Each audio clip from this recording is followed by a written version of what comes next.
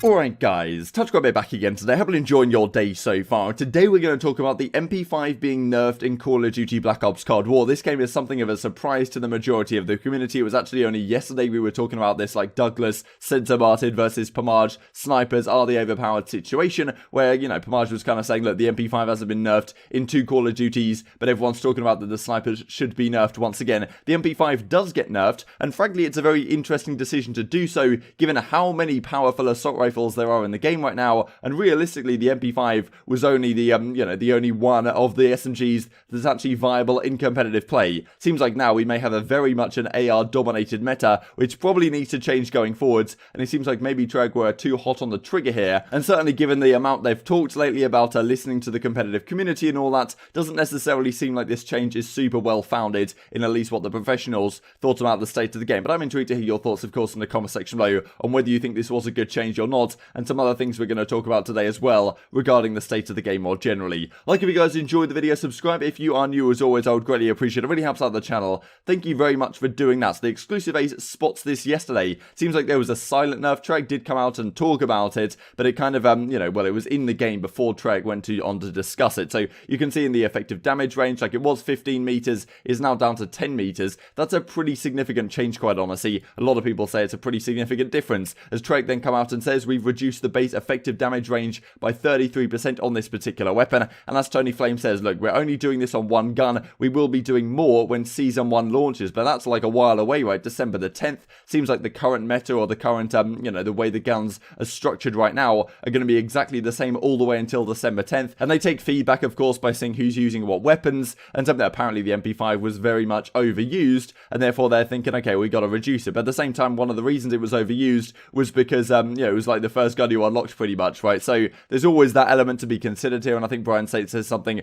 to a similar effect. Now the MP5 is not as good as it was. The FFAR, though, like the FAMAS weapon, as we can see from Black Ops 1, is very, very strong in the current state of the game. Once pros have got like the recoil pattern down, the FFAR seems to be the dominant weapon, and we were discussing a few days ago what would the meta be. If the MP5 stayed as it was, it may well have been like a 2 MP5, 2 FFAR, maybe 1 FFAR, 1 AK-47 meta, something to that effect. But Saint says, look, we're running 4 FFARs at all times now, and that is no question about it. And Ake says, look, pub stats are so mixed leading. MP5 is the easiest, funnest gun to use, but the FFAR is ridiculous if you have the right attachments on. So saying that, like, if the developers are just looking at these public match statistics, it's not showing the entire story. And as Saint says, look, I've only used the MP5 in pubs, which I can attest to myself personally, because I've yet to unlock the FFAR. Why would I use anything else when it takes years to level up the attachments while I'm getting queued up against max prestiges every game due to SBMM, which is exactly right, and well, exactly my experience with the game as well, and maybe why the developers think that the MP5 is actually somewhat overpowered, whereas in reality, maybe compared to some of the assault rifles, it's not actually in a bad state. And as Ake says, it can barely compete against the FFAR as is, so it seems like that's going to be the meta going on from now on forwards. And as Ake says as well, back to the Black Ops 1 / OGAW 4 FAMAS / 4 BAL meta. You guys remember back in Black Ops 1,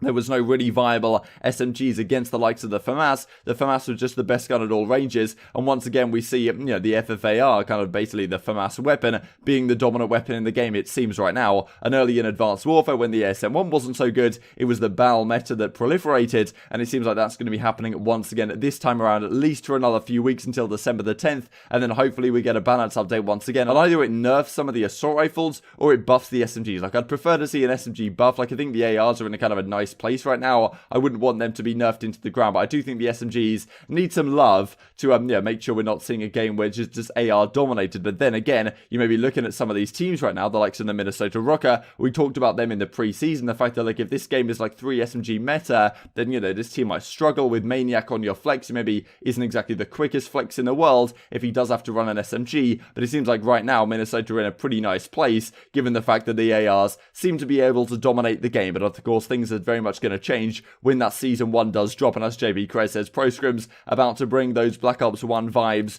once again. Now, the other thing the pros were getting a bit frustrated about last night was the server tick rate once again. We've seen this discussion in the last couple of Call of Duty games. I believe it was actually 12 hertz. I thought people were saying in Call of Duty Modern Warfare that the tick rate effectively is the amount of time between every single update that the server gives to the client. And the client is able to send, you know, as he says right here, Sweat Pappy, you can send at 60 hertz. And in public matches, you can receive at 60 hertz. But in custom games, it's only 20 hertz, right? And that's not ideal. 12 hertz isn't great. I mean, in Counter-Strike Global Offensive, if you play the public matches, you're playing on 64 ticks. So that's 64 hertz in this one. If you're playing Valorant, you're playing on 128 hertz. So, I mean, once again, Call of Duty may be falling short of expectations. Not quite as bad as 12 hertz. But, yeah, hopefully the developers can get something in place as they did last season as well. And some of the pros kind of frustrated about this. Thought it was funny what Parasite had to say because, yeah, some of the pros definitely getting a bit confused between the server tick rate and the monitor refresh rate. So if you have a 144 hertz monitor, that means that you can play the game at 144 frames per second. But every single frame, the game isn't not necessarily sending an update to the server and then back to the client side, right? And that might be only happening 20 times a second between a lot of those frames. So that's kind of what Parasite is trying to get at here. Just because we upgrade equipment and improve some level of latency does not mean the game developers will improve their netcode. That being said, it's still pitiful. And as Spacely says, this tweet, Deadass needs to give me a translate tweet button. I thought this was absolutely hilarious as well from that came out in this thread. So Maven says it's adorable watching some COD pros learn about PCs. I'm not sure Zinni knew what Task Manager was. So bro, when you told him to close app in Task Manager, he had no idea. And Slasher says I had to flip the switch on the back of Lamar, that being Accuracy's PC, in order to turn it on, which I thought was absolutely hilarious. So yeah, fair play. I do wonder how this is even possible, given that like if you've got an Elgato or something and you've got a capture card from your PS4 into your, you know, you have to plug it into a computer, right? Which means that these guys must have had a computer before. So I don't really know. Maybe they just said, maybe they just got one off the internet that was pre-built or something and didn't have to build it themselves like a lot of them have done this time around.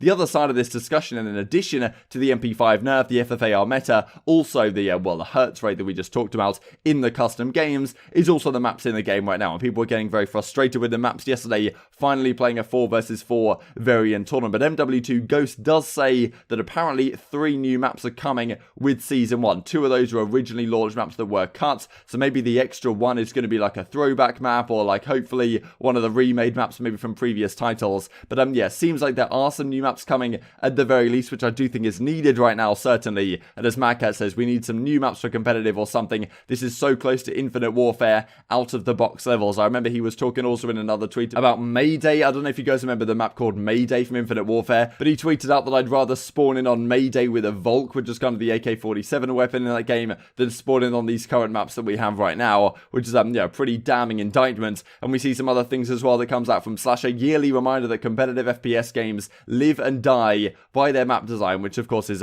fundamentally true in my opinion. I talked about this a while ago on the channel as well. And Madcat says, look, starting to think they did make good maps by accident, or they just forgot. Usually Trek is the one developer who gets it right. I guess you could argue that because they apparently took over from Sledgehammer Games in this one, it's possible that yeah, some of these maps were old Sledgehammer Games maps, but hopefully they can get some things sorted for Season 1 on December the 10th. And in addition to bringing some new maps in the game, hopefully they can also make a reasonable patch update, which means that the ARs aren't absolutely dominating as they seem to be right now. And Breaking Point GG tweet this out as well. Would maps from a Jetpack COD Black Ops 3 or in a 5v5 COD Black Ops 4 work in a 4v4 boots environment? Which one would you like to see if they had to come back? So not Black Ops 2 maps, but if you had to bring back one of these maps, what would it be? I think I love Stronghold personally, but I just don't really think it would work without jetpacks. Fringe is probably in the same boat, and yeah, maybe you could make it work, but unlikely. So you'd probably have to bring back a Black Ops 4 map. Frequency was decent, Hacienda was decent, so I wouldn't mind seeing these, but these were kind of 5v5 maps, right? So Frequency is probably the only one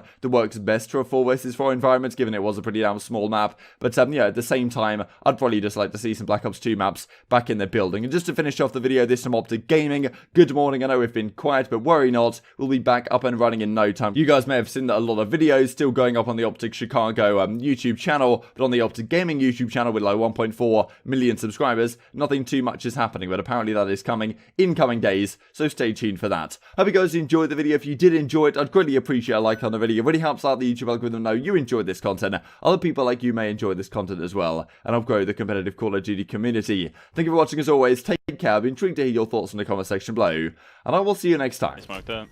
I can't see shite. I literally can't see anything. I got him the first side. He's in the smoke, lying down left side with a guilty character on. Looking for nice. That guy sucks. That guy sucks even more. Put it down, Clip, Steve. clip. On the bricks. Steve, put it down, old man. Actually, sorry. Put it down, young man. Can I get the ace, please? 18-year-old. One enemy left. Put them down. Yeah, give Chris the ace, bro. He just like smoked. He's a sniper, bro. Don't die to him. Go push him instantly right now. You gotta I'm do just it. Pay for me, pay for me, Moch, pay for me, Moch. I'm flagging him. Flag it, yeah. Where is he? Where is he?